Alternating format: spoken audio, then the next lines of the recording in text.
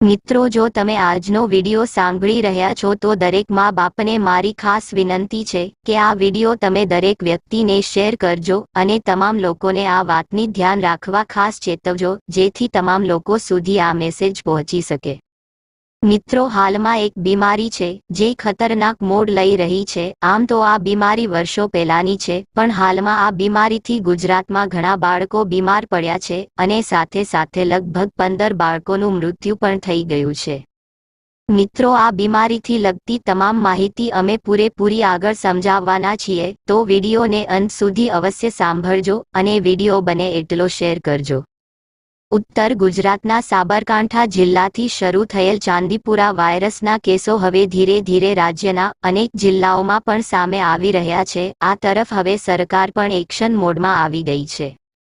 રાજ્યના મુખ્યમંત્રી ભૂપેન્દ્ર પટેલે આરોગ્ય મંત્રી ઋષિકેશ પટેલ સહિત ઉચ્ચ અધિકારીઓની હાજરીમાં આરોગ્ય તંત્ર દ્વારા ચાંદીપુરા વાયરસને નિયંત્રિત કરવા માટે લેવાઈ રહેલ પગલાં અંગે સમીક્ષા કરી હતી। આ સાથે હવે આરોગ્ય મંત્રી ઋષિકેશ પટેલે વાયરલ એન્કેફેલાઇટિસના તમામ કેસોમાં સારવાર સંબંધી માહિતી માટે 104 નંબરની હેલ્પલાઇનની કામગીરી પણ આરોગ્ય વિભાગ દ્વારા શરૂ કરવામાં આવી રહી છે। ગુજરાત રાજ્યના 30 સહિત કુલ 33 શંકાસ્પદ કેસો વાયરલ એન્કેફેલાઇટિસ ચાંદીપુરા વાયરસના મળી આવ્યા છે। આ શંકાસ્પદ ચાંદીપુરા વાયરસને કારણે કુલ 15 મૃત્યુ નોંધાયા છે। અહીં ખાસ નોંધનીય છે કે અગાઉ સેમ્પલને ચાંદીપુરા વાયરસની પુષ્ટિ માટે પુના મોકલવામાં આવ્યા હતા, જેમાંથી 7 સેમ્પલના પરિણામ આવ્યા તો 6 સેમ્પલ નેગેટિવ અને ફક્ત એક જ સેમ્પલ ચાંદીપુરા વાયરસ પોઝિટિવ નોંધાયો છે। આ તરફ હવે ચાંદીપુરાના શંકાસ્પદ દર્દીઓના સેમ્પલની ચકાસણી પુના નહીં, હવે ગાંધીનગર સ્થિત ગબેસીમાં જ કરવામાં આવશે। નોંધનીય છે કે અત્યાર સુધી આ શંકાસ્પદ ચાંદીપુરા વાયરસના સેમ્પલ પુના ખાતે મોકલવામાં આવતા હતા। આ સેમ્પલનું પરિણામ આવતા અંદાજિત 1 સપ્તાહ જેટલો સમય લાગતો હતો। જો કે હવે આ સુવિધા ગાંધીનગર સ્થિત ગુજરાત બાયોટેકનોલોજી રિસર્ચ સેન્ટર ગબેસીમાં ઊભી કરાઈ છે, જેને લઈ હવે ચાંદીપુરા વાયરસનું ઝડપથી નિદાન થાય અને સારવાર કરી શકાય। રાજ્યના આરોગ્ય મંત્રી ઋષિકેશ પટેલે વાયરલ એન્કેફેલાઇટિસ ચાંદીપુરા વાયરસના તમામ કેસોમાં સારવાર સંબંધી માહિતી માટે 104 નંબરની હેલ્પલાઇનની કામગીરી પણ આરોગ્ય વિભાગ દ્વારા શરૂ કરવામાં આવી રહી છે। મહત્વનું છે કે ચાંદીપુરાના વધતા કેસોએ ચિંતાની સ્થિતિ પેદા કરી છે। ખાસ કરીને બાળકો આ રોગની ઝપટમાં આવીને મોતને ભેટી રહ્યા છે, જેથી અમદાવાદ ગ્રામ્યના ડીઓ દ્વારા ગ્રામ્ય વિસ્તારની શાળાઓને સતર્કતા વર્તવા સૂચના આપવામાં આવી છે। ડીઓ દ્વારા બાળકોના વાલીઓને પણ આ વાયરસને લઈને જાગૃત કરવા સૂચના અપાઈ છે। રાજ્યમાં ચાંદીપુરા વાયરસથી હાહાકાર મચ્યો છે। સાબરકાંઠાથી સામે આવેલા કેસ બાદ રાજ્યમાં ગામડે ગામડે આ રોગના કેસોમાં વધારો નોંધાઈ રહ્યો છે। અરવલ્લી સાબરકાંઠા બાદ હવે દક્ષિણ અને સૌરાષ્ટ્રના ગામોમાં પણ બાળકોમાં ચાંદીપુરા વાયરસના કેસો સામે આવી રહ્યા છે અને મૃત્યુઆંક પણ વધી રહ્યો છે। તાજા અપડેટ પ્રમાણે રાજ્યમાં ચાંદીપુરાથી મોતનો આંકડો 15 સુધી પહોંચી ચૂક્યા છે અને હજુ પણ વધવાની શક્યતા છે। સુરેન્દ્રનગરના પાટડીમાં શંકાસ્પદ ચાંદીપુરા વાયરસથી બાળકીનું મોત થયું હતું। સારવાર માટે ખસેડાયેલી 5 વર્ષની બાળકીનું ટૂંકી સારવાર બાદ મોત નીપજ્યું હતું। 5 વર્ષની બાળકીના મોત બાદ આરોગ્ય વિભાગના અધિકારીઓમાં દોડધામ મચી જવા પામી હતી। બાળકીમાં ચાંદીપુરા વાયરસના લક્ષણો હોવાનું તબીબોએ જણાવ્યું હતું કે બાળકીને ઝાડા, ઉલટી અને પેટમાં પીડાના લક્ષણો જોવા મળ્યા હતા। બાળકીના મોત બાદ આરોગ્ય વિભાગની ટીમે સર્વે હાથ ધર્યો હતો।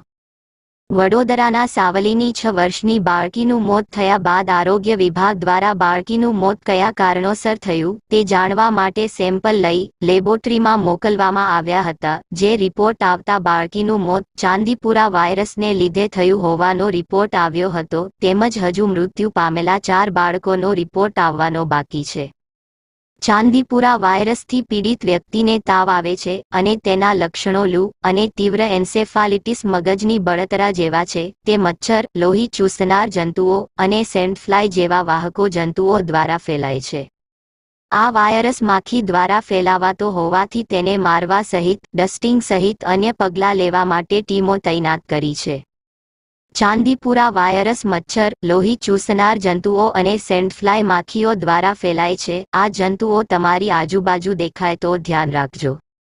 આ વાયરસ ફ્લેબોટોમાઇન નામની માખીને કારણે ફેલાય છે. માત્ર માખી જ નહીં પરંતુ એડિસ મચ્છરને કારણે પણ આ વાયરસ ફેલાય છે.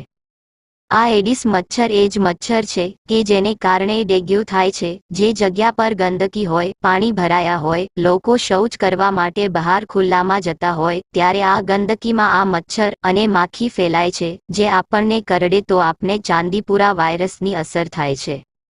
છેલ્લા એક અઠવાડિયાથી એક વાયરસે નાના માસૂમ બાળકો પર આતંક મચાવ્યો છે. રાજ્યમાં અત્યાર સુધીમાં આ વાયરસના 26 કેસ નોંધાયા છે અને 14 લોકોના મૃત્યુ થયા છે. જો કોઈ બાળક આ વાયરસની ચપેટમાં આવી જાય અને જો એની સારવાર ન કરવામાં આવે તો 48 થી 72 કલાકમાં બાળકનું મોત થઈ જાય છે. અહીં ચાંદીપુરા વાયરસ વિશે વાત થઈ રહી છે. ચાલો જાણીએ શું છે આ ચાંદીપુરા વાયરસ, એના લક્ષણ અને આનાથી કેવી રીતે બચી શકાય. 27 જૂનથી હિંમતનગર સિવિલમાં અચાનક એકાએક બીમાર બાળકો દાખલ થવા લાગે છે અને ડોક્ટર પણ ચિંતામાં મુકાઈ જાય છે. બાળકોને એકાએક તાવ, ઉલટી, માથાના દુખાવા જેવી સમસ્યાઓ થવા લાગે છે. આ બાદ સારવાર દરમિયાન એક બાળકનું મોત થઈ જાય છે. પછી જાણવા મળે છે કે આ ચાંદીપુરા વાયરસ છે જે બાળકો માટે જીવલેણ સાબિત થઈ રહ્યો છે. મહારાષ્ટ્રના ચાંદીપુરા ગામમાં આ વાયરસનો પહેલો કેસ જોવા મળ્યો હતો. એ સમયે ટેકનોલોજી અને હોસ્પિટલોના અભાવને કારણે કેટલાય બાળકોના મોત પણ થયા હતા. એ સમયે આ વાયરસ ક્યાંથી આવ્યો એ કોઈને ખબર પડી ન હતી, પરંતુ ચાંદીપુરા ગામમાં પહેલો કેસ સામે આવ્યો એટલા માટે લોકો આને ચાંદીપુરા વાયરસ નામથી ઓળખવા લાગ્યા. વર્ષ 2010થી આ ચાંદીપુરા વાયરસના કેસ વધારે દેખાવા લાગ્યા છે. આ વાયરસ ફ્લેબોટોમાઇન નામની માખીને કારણે ફેલાય છે. માત્ર માખી જ નહીં પરંતુ એડિસ મચ્છરને કારણે પણ આ વાયરસ ફેલાય છે. આ એડિસ મચ્છર એ જ મચ્છર છે કે જેને કારણે ડેન્ગ્યુ થાય છે. જે જગ્યા પર ગંદકી હોય, પાણી ભરાયા હોય, લોકો શૌચાલય કરવા માટે બહાર ખુલ્લામાં જતા હોય, ત્યારે આ ગંદકીમાં આ મચ્છર અને માખી ફેલાય છે. જે આપણને કરડે તો આપને ચાંદીપુરા વાયરસની અસર થાય છે.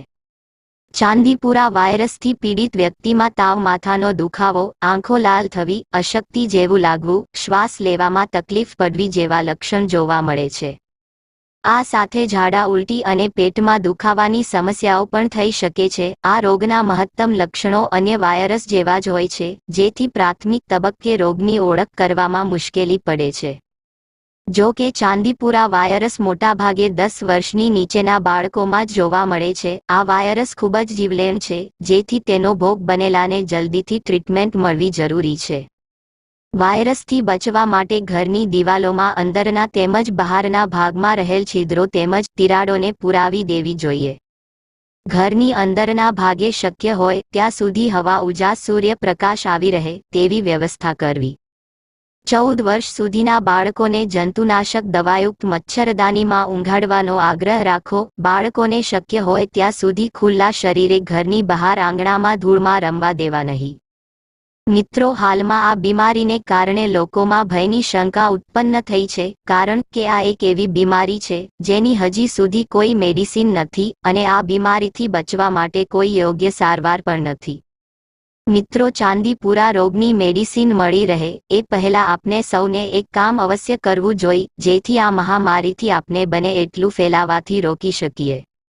મિત્રો, આ બીમારીમાં ડરવાને બદલે આપને તેનું દ્રઢતાથી સામનો કરવો પડશે અને આનું ધ્યાન રાખવું પડશે અને બને એટલે આપને કાળજી રાખવી, તમારી આસપાસનો ઇલાકો સ્વચ્છ રાખવું, ગંદકી ના થવા દેવી અને પાણીવાળા વિસ્તારથી દૂર રહેવું.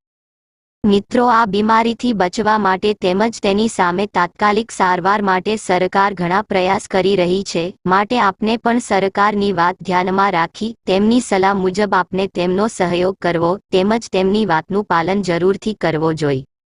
મિત્રો, આ ચાંદીપુરા રોગથી બચવા માટે આપને સૌ પહેલા મચ્છર અને માખીનું ખાસ ધ્યાન રાખવાનું છે. મિત્રો, વાત કરીએ માખી અને મચ્છરની, તો તેમનાથી બચવા માટે આપણે ઘરની આસપાસ જ્યાં વધુ ગંદકી હોય, પાણી ભરાતું હોય, તો આવા વિસ્તારમાં દવાનો ઉપયોગ કરવો. તેની સાથે બની શકે તો તે પાણીવાળા વિસ્તારને માટીથી બૂરી નાખો અને ઘરની આસપાસ સાંજે અને સવારે મીઠા લીમડાનો ધુમાડો કરવો જોઈએ, જેનાથી મચ્છર અને માખીને દૂર રાખી શકાય છે. મિત્રો, સાંજે સૂતી વખતે જો ઘરમાં સૂતા પહેલા બને તો ઘરમાં ધુમાડો કરવો અને સૂવાના સમયે અગરબત્તી તેમજ બને એટલો મચ્છરદાંડીનો ઉપયોગ ખાસ કરવો, જેથી આપણે મચ્છર અને માખીથી બચી શકશું. મિત્રો, છેલ્લે એક વાત જરૂર જણાવવા માંગીશ કે મિત્રો, આ રોગનું નિવારણ લાવવા તેમજ આ રોગને જડમૂળથી કાઢવા તેમજ યોગ્ય સારવાર માટે આપણે એટલું ધ્યાન જરૂર રાખવું કે આપણે જે સલાહ સૂચન સરકાર કરે છે એનો પૂરેપૂરો અમલ કરવું, જેથી સરકાર વહેલી તકે આ રોગનું અંત લાવી શકે. તો દર્શક મિત્રો, ફરી મળીશું એક નવા વિડીયો સાથે. ત્યાં સુધી બધા મિત્રોને જય ભારત, જય જવાન, જય માતા.